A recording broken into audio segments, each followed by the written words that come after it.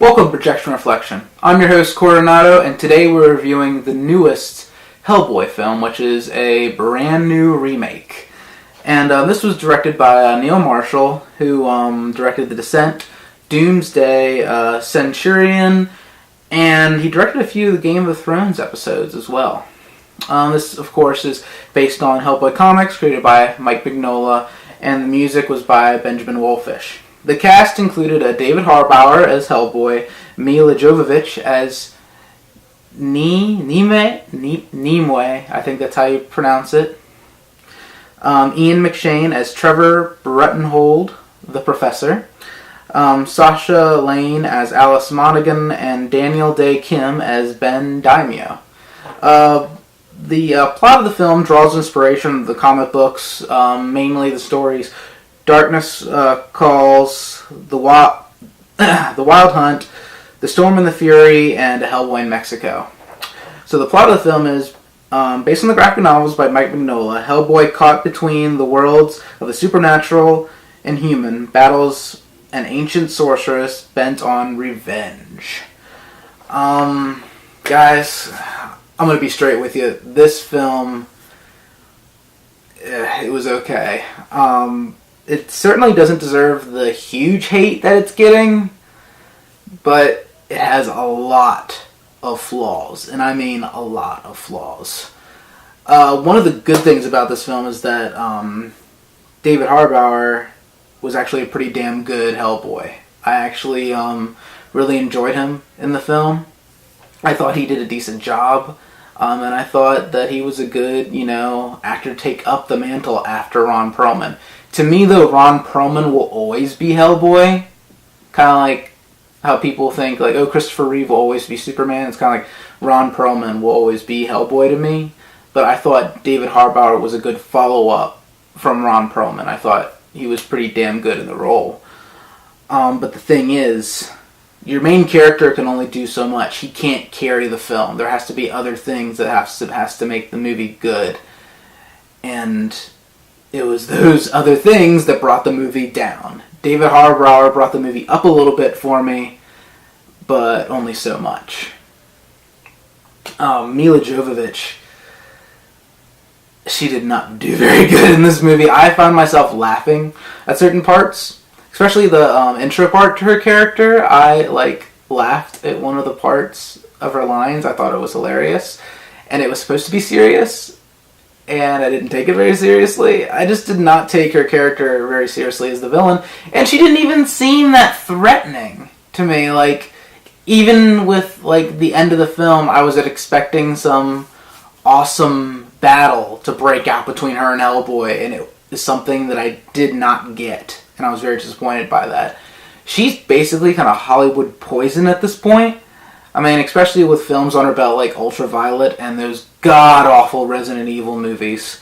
Don't even get me started with those.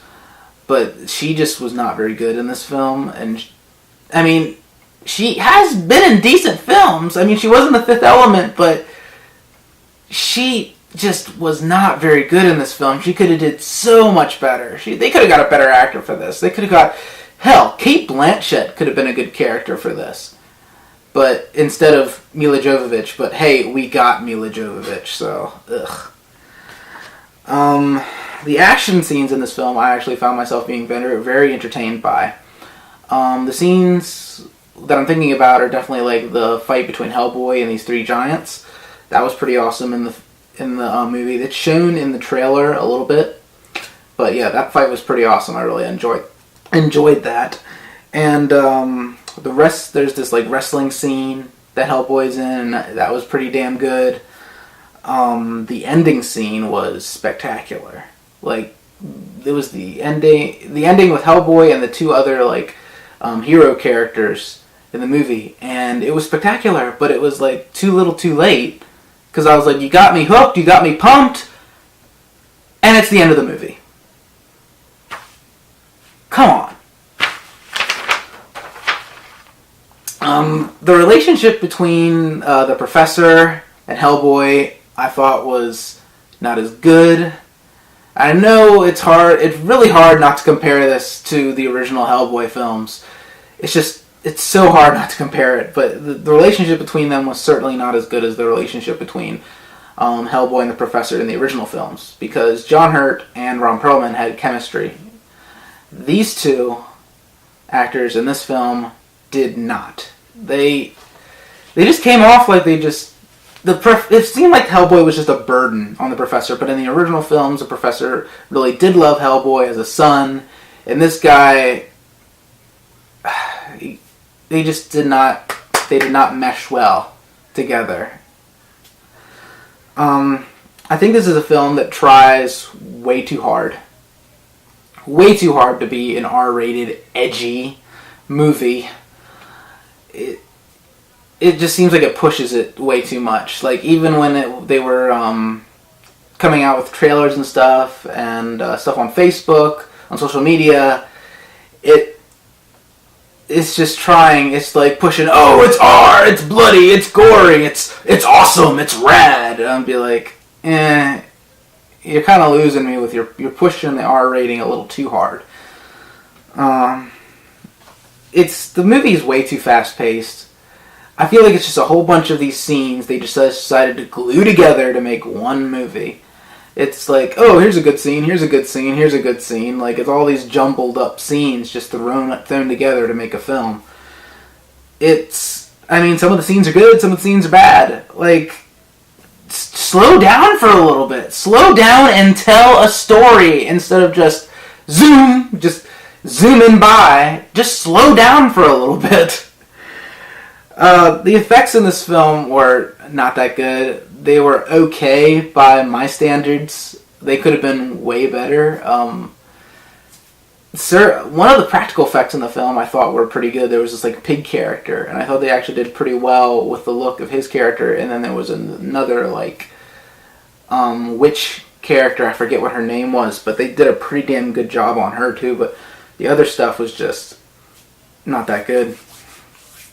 The music in the film felt like it was just, hey, let's put all these random songs in the movie. Let's try and be like Guardians of the Galaxy. It seems like a lot of films try and be like Guardians of the Galaxy now and try to make songs a part of the film. They just threw these songs into the film, like these hard rock songs, and they didn't really serve a purpose. I kind of like for songs to kind of go with the plot of the film, and these songs they were just there for noise, basically. They had no purpose. What else can I say? Was this film entertaining? Yes. I did find it entertaining for the most part, but was it good? Not so much. There was another thing I liked in the film. I did like the character Alice and the character of Ben Daimio. I think that's how you pronounce it. They were both really cool, like, partners, like sidekicks to Hellboy's character, and I thought they all worked well together. I thought they had excellent chemistry. Those three characters kind of kept the film together a little bit. Like, they did pretty damn well, I thought, but sadly, the film needed more than that to survive. Honestly, this film was okay. I mean, I wouldn't say it was god-awful. It's certainly no Batman and Robin. But it's just compared to the original Hellboy films, it's not that good. I know it's bad to compare sometimes, but it was just not good, guys. I tried to enjoy it. It was a film that I wanted to enjoy, and I enjoyed a little bit of it, but I didn't enjoy the whole thing. I guess if you want to see a good Hellboy film, watch Hellboy, of course, and watch Hellboy 2, The Golden Army. And we also have the Hellboy animated films, which have the original cast from the other 2 films I just showed you, doing the voices of the characters. You got Hellboy Blood and Iron and Hellboy Sword of Storms. Both very good, very entertaining. I feel like this film, it tried to be more of a B-movie, and if it went for that feel, it went for a B-movie feel, and it did kind of hit that. It hit that mark. But if they had like shown it like that, if they had been like in the trailers and all that, if they had been like, oh, this is the B-movie of the year, like, or this is like, it's inspired by B movies, like, then I would have understood, like, oh, so it's supposed to be like this. But they didn't do that. I did find this film funny in certain parts, but overall, like I said, guys, it's just not that good of a movie. Like I said, it's entertaining at times, and I loved David Harbour as Hellboy, and I loved the some of the supporting cast, but overall, this was like kind of a miss for me. If you, like I said, if you want to see a good Hellboy movie, watch the ones that I showed you.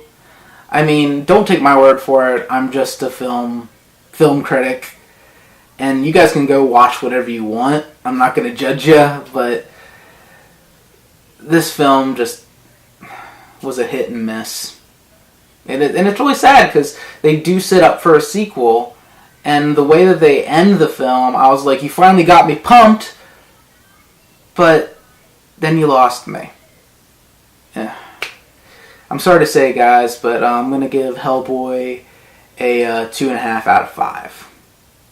So I hope you enjoyed my review. Make sure to check out my next review coming out this week, which will be the first Tim Burton Batman film. And I'll be having my guest host, Scott Elliott, with me to review that. So be on the lookout for that, and I'll see you guys later.